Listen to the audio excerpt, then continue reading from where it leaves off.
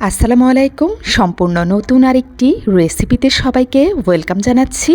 সামনে আসছে কোরবানির ঈদ, আর সেই কোরবানির ঈদ উপলক্ষে আজ আমি শেয়ার করতে চলেছি খুবই টেস্টি একটি গরুর মাংসের রেসিপিটি তৈরি করার জন্য আমি সবগুলো উপকরণ রেডি করে নিয়েছি। তো চুলায় পাতিল বসিয়ে দিয়েছি, এবার চুলাটা জ্বালিয়ে নিচ্ছি। পাতিল গরম হওয়ার পর দিয়ে দিচ্ছি তেল। আমি দিচ্ছি 2 রকমের তেল, সরিষার তেল এবং সয়াবিন তেল। মাংসের সাথে যেহেতু তেল আছে তাই আমি 2 রকম তেল মিলে দিয়েছি আধা কাপের মতো।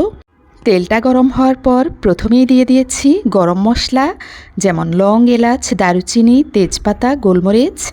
এরপর দিয়েছি 1.5 কাপের মতো পেঁয়াজকে 2 মিনিটের মতো ভেজে নরম করে নিয়েছি। এবার আদা রসুনটা ছেঁচে নিব, খুব ভালো মতো ছেঁচে নিব যাতে একদম নরম হয়ে যায়। গরুর মাংস গলতে যেহেতু একটু বেশি সময় লাগে, তো সব ধরনের মশলাই মাংসের সাথে গলে একদম মিক্সড হয়ে যায়। তো মশলাটা আমার অনেকটাই ভাজা হয়ে গিয়েছে। এবার আমি দিয়ে দিব মাংসের সাথে থাকা চর্বিগুলোকে আমি প্রথমেই দিয়ে কিছুক্ষণ নেড়েচেড়ে ভেজে নিব, অর্থাৎ কিছুটা তেল বের করে নিব। চর্বির সাথে দিয়ে দিচ্ছি লবণ, যাতে খুব তাড়াতাড়ি করে চর্বি থেকে তেলটা বের হয়ে যায়। তো আদা রসুনটা ছেঁচে নেওয়ার পর আমি কিন্তু চর্বির সাথে দিয়ে দিয়েছি।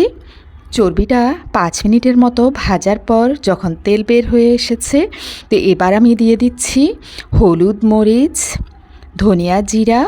ভালো মতো নেড়েচেড়ে এবার কিছুক্ষণ কষিয়ে নিয়েছি 2 মিনিটের মতো। এবার মাংসটা দিয়ে দিচ্ছি।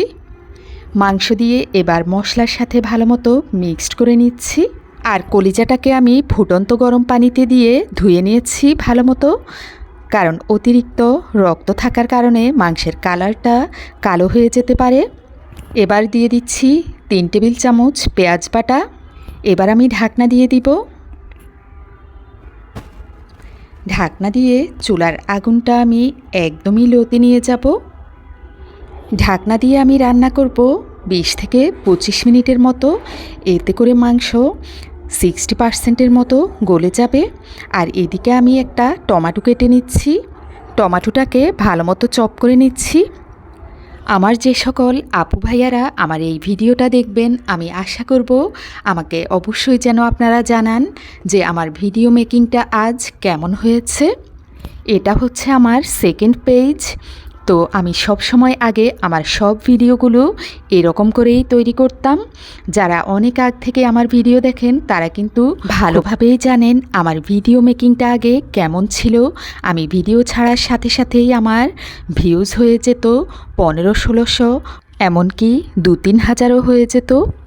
চপ করা টমেটোটা আমি দিয়ে দিয়েছি যাতে গলে ভালো মতো সুন্দর একটা গ্রেভি তৈরি হয়। তো মাংস এবার আমার প্রায় 80%-এর মতো গলে গিয়েছে। এবার আমি পানি দিয়ে দিব। কাপ দিয়ে মেপে দিলে এখানে 6 কাপের মতো পানি হবে, যাতে খুব ভালো মতো ফুটে উঠে মাংসটার ভেতরেও খুব ভালো মতো হয়ে যায় এবং মশলাটা খুব ভালোভাবে মাংসের ভেতর, অর্থাৎ মশলার ঘ্রাণটা যাতে মাংসের ভেতর খুব ভালোভাবে ঢুকে। পানি দিয়ে দেওয়ার পর চুলার হিটটা আমি একদমই বাড়িয়ে দিব যাতে খুব ভালো মতো ফুটে ওঠে। পানি দেওয়ার পর আমি আরও 10 মিনিটের মতো রান্না করেছি। পানিটা অনেকটাই শুকিয়ে এসেছে। এবার আমি দিয়ে দিব গরুর মাংসের জন্য আমার নিজের তৈরি করা স্পেশাল মশলা, যে মশলাটা দিয়ে চট্টগ্রামে মেজবানের মাংস রান্না করা হয়।